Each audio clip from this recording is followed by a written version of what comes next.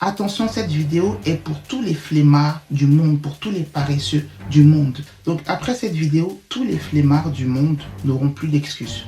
Parce que le vrai problème, ce n'est pas la flemme, c'est de lutter contre elle au lieu de l'exploiter. On nous a toujours appris que la flemme était un vilain défaut, que si tu es flemmard, tu n'iras jamais loin. Mais aujourd'hui, je vais te montrer comment la flemme peut devenir un avantage. Aujourd'hui, je vais te montrer comment la flemme peut devenir un avantage si tu sais l'utiliser intelligemment. Ici, la finesse Leno en personne. Chez Leno, on parle d'investissement financier, personnel, mais surtout, on vise l'excellence. Quand on dit je suis flemmard, on pense souvent paresse, manque de volonté, manque de discipline, manque d'envie, mais en réalité la flemme c'est souvent le cerveau qui refuse de se gaspiller, de l'énergie inutilement quoi. En fait ton cerveau est programmé pour pas souffrir. Donc quand une tâche est trop lourde, il y a un frein. Et ce frein là peut devenir une boussole. Donc pourquoi les flemmards sont parfois plus efficaces? Je vais vous l'expliquer. La flemme pousse à simplifier. Quelqu'un de très motivé va vouloir parfois compliquer les choses. Même quelqu'un de très perfectionniste,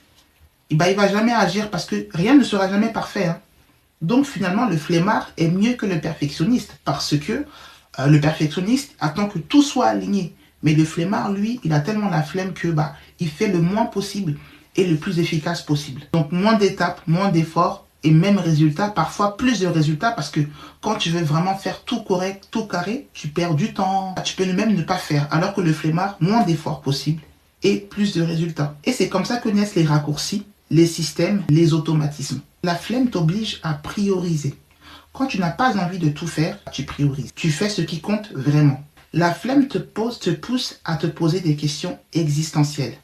Qu'est-ce qui est le plus important maintenant? Et souvent, ce n'est pas ce qui te prend le plus de temps. La flemme protège ton énergie. Pourquoi? Beaucoup de gens se fatiguent parce qu'ils confondent productivité et agitation. Et la flemme te rappelle que ton énergie est limitée et que si tu gaspilles aujourd'hui, tu paieras demain.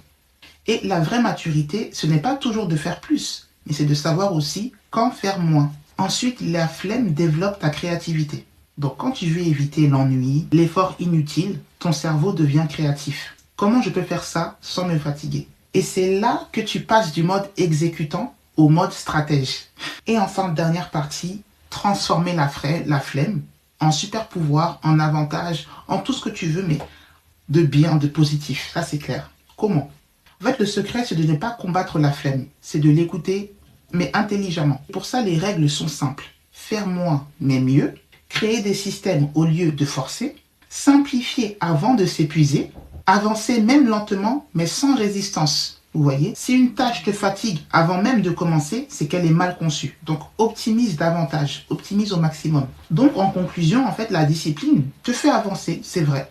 Mais la flemme, bien utilisée, t'empêche de t'auto-détruire et te protège même ton bien-être. N'aie pas honte de ta flemme. Apprends à en faire ton allié. Alors bien sûr, c'est une vidéo qui est réservée aux flemmards extrêmes pour que vous n'ayez plus d'excuses. Parce que quand on vous dit ne soyez pas flemmard, vous dites non, j'ai la flemme, j'ai la flemme. Aujourd'hui, vous avez l'occasion d'utiliser cette flemme à bon escient. D'utiliser cette flemme intelligemment. Et faites-le.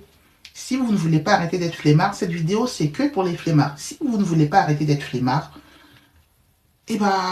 bien sûr, il y aura peut-être des limites. Pas tant que ça finalement, parce que finalement, vous optimisez votre travail, vous déléguez, parce qu'il faut savoir déléguer aussi.